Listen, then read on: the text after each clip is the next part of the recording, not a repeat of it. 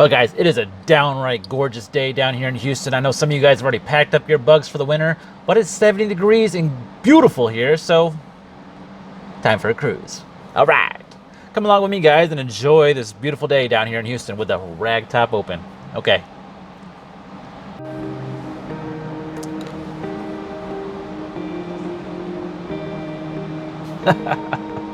Yeah.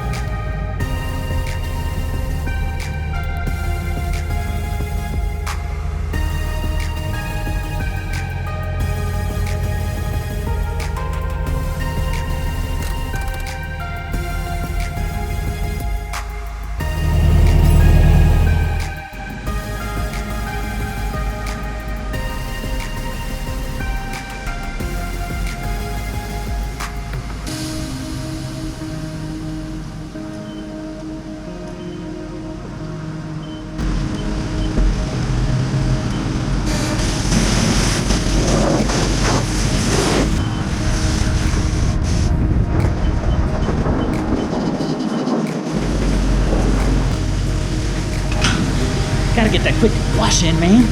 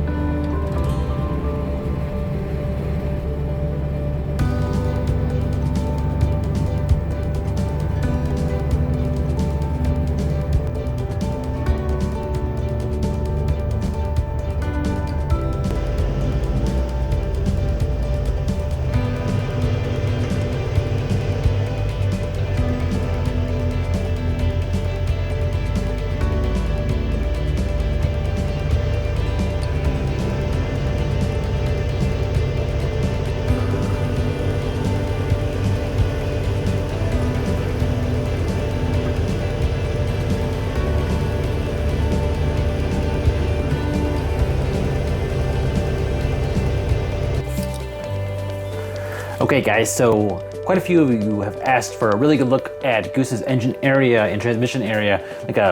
Like now that I'm shooting 4K, you want to see it in 4K. So I'm gonna go ahead and give you a really good look underneath here. So here we go guys, I'm gonna do slow motion for you too, just nice and easy, walking through and kind of describing what's going on. So this is for you guys out there that have asked for this, here we go. Okay, so you can see that I have drum brakes still. These are the original 5-wide drum brakes that came on the 56, so that's still original. I'm running the Excel G KYB shocks, front and rear. They work great, got no complaints.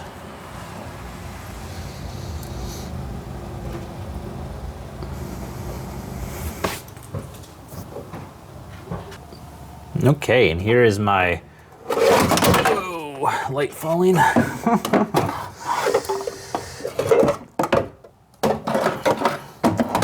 Getting good light is really fun. All right, I like this wide angle view though, man. It really shows you guys what's going on. So there's my temp fuel line. See how it goes up above the transmission? Pro Street transmission from Rain Show. It has the beefed up side cover on the driver's side, not the passenger side. You can see that I've got exhaust wrap on my J-tube. You can also see the A&M fitting that's hooked up to my valve cover for venting the valve cover on the passenger side. This is the AA Performance inch and 5/8 merged header. This is how it hooks up, or how it's hung from the back of the exhaust area. There's a little exhaust hanger that comes off of that J-tube, and this is what's holds it in place. From what I understand though, when I'm cruising down the road, like going super fast, it's still vibrating like crazy, shaking. So I don't know, I can't see that, but maybe one of these days we can do a shot from underneath, maybe, I don't know. All right, cool, let's move underneath the engine and see what's going on underneath there. All right, going under.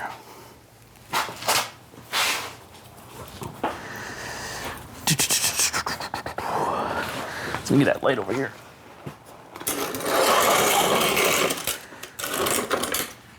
All right, this is my oil filter. Some of you guys have asked about it being so close to the exhaust, and honestly, I haven't had any problems with this area getting too hot. So yeah, we're good there.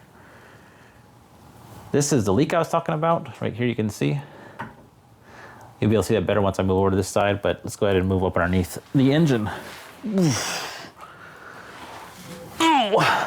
I do have a little bit of leaking from my oil pump area, just some seeping. I'm not too worried about that. Honestly, I'm not too worried about. It could just be that I need to replace the gasket on the pump cover. So let's get the light up underneath here for you guys. Yep. I've kind of just come to the realization that this engine's just gonna seep some, and I'm not upset about that. It's just okie dokie with me.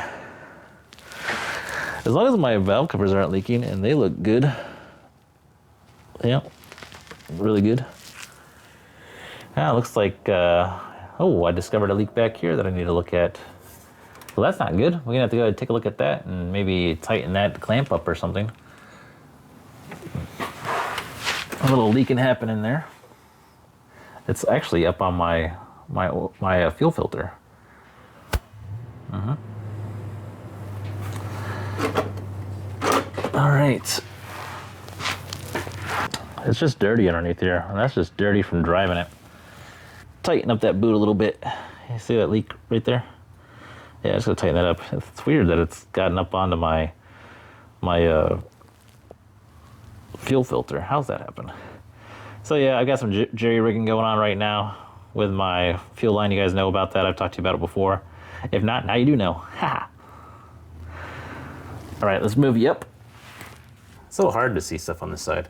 So there is my driver's side of the Rain Show transmission, beefed up aluminum side cover that helps things stay in place. And what else we got going on here? Oh yeah, some of you guys asked about grommets, if I'm using grommets to transition my stuff. Let's see if I can get a good angle for you guys to see that. Oh gosh, it's tight, it's tight, it's tight.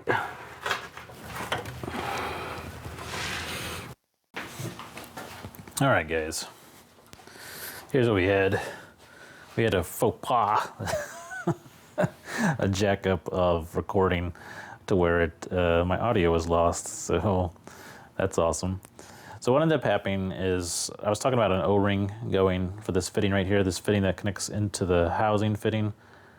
This fitting actually has the thermostat, so it's a thermostat housing fitting. And then there's a fitting here that allows you to transition the A&M into the oil cooler. So I thought there was supposed to be an actual O-ring here. So I put an O-ring on here and it ended up smashing the dang thing. And that wasn't gonna work. So I ended up using some of that Loctite 592. Whoa, it's totally not working here. Hold on a second.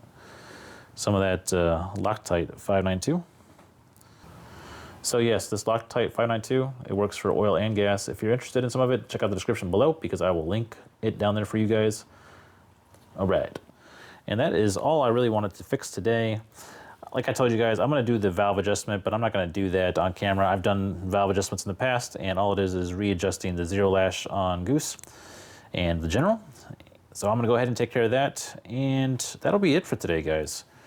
A whole lot of not stuff happening is what happened today. All right, let's get set up for that outro, and I will see you guys in a second. All right, guys, that's gonna wrap it up.